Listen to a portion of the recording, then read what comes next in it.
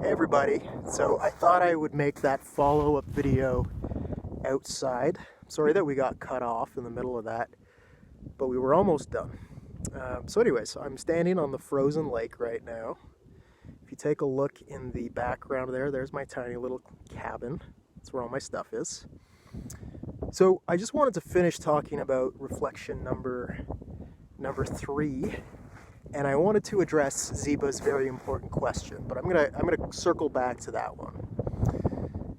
There's only one step that I didn't cover, the very last step, and it is just to make an overall assessment of the article. Do you think it's a valid article? The article as a whole, the thesis argument, the central argument, now that you've done the table and analyzed the specific smaller claims and the supports, and you've made assessments of individual smaller arguments, do you think that the argument as a whole is valid? Man, it's cold out here. I'm going to pause. No, I can't pause. Okay, never mind. So that last thing, it's just very simple. You're only going to use about 50 words. I think I put 50 to 100 words maximum. And I'm not looking for anything fancy, but you're going to make your own assessment. And I just want you to explain why with reference to the table that you just filled out. And so it doesn't have to be complicated, right? Just keep it simple. And keep in mind that it doesn't have to be necessarily right, because we haven't developed all of our analysis tools yet. But it should be valid based on the tools that we have so far and what your impression of the article is based on this breakdown that you've done. And so that sort of brings us back to Ziba's question, because she's absolutely right that there is an element of subjectivity to this. It's not completely objective, and something that you find persuasive, I might not, and vice versa, and that's fine. What I would say, though, is that there is a bit of a balance, right?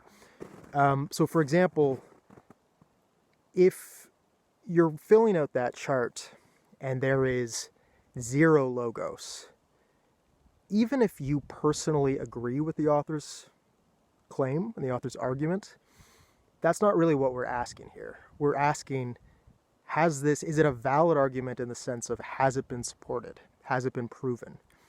Has it been adequately backed up? And you get to say valid or invalid. And when I assess it, I may agree or I may disagree, but you would only lose a mark if it was like extreme, right? Like in a case where there's absolutely no logos, in a case where there's no real evidence, or where there's fairly obvious misuse of bias. So yeah, I mean, and that would only be a very small part of your mark, because everything in there is contributing to the mark, not just that one column, not the final decision about valid or invalid. The grade comes from finding the claims. It comes from being able to find a persuasive article in the first point. It comes from being able to identify the types of support and having an understanding if they're logos, pathos, or ethos. These are all the things that contribute to your grade. And so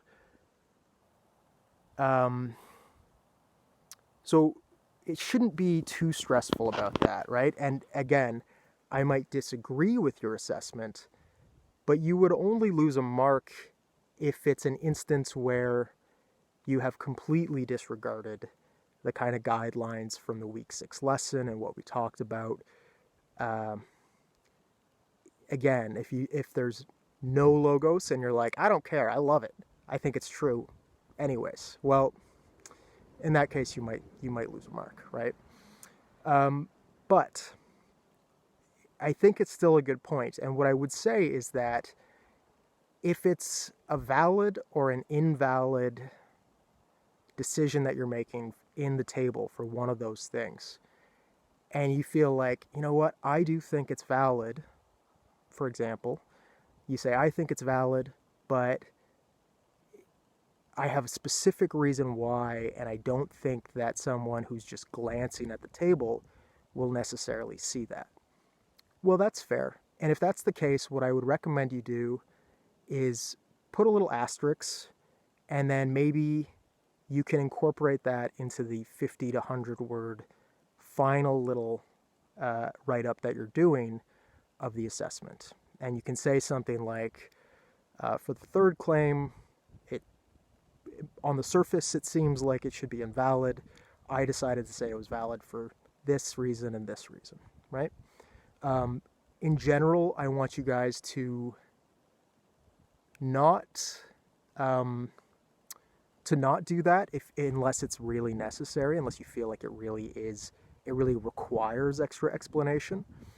What I'm mostly hoping to do is evaluate how you're breaking down the article and how you are approaching the assessment of it. And when it comes right down to making the decision, ultimately that is your decision. You're the reader, you're the thinker, you are the one who gets to decide, not me. So that's it, guys. Hopefully that is helpful. Oh, one last thing that I wanted to say is just that I recommend for this one, as you're looking for a persuasive article, try to get something fairly simple, right? It can be like 500 to 600 words, so not a super long one.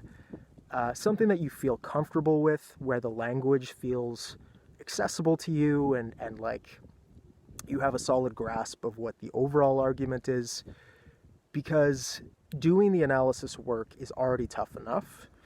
And we're going to learn more about doing the analysis. We're going to learn more about this process, starting from something simple and then working our way up and making things more difficult.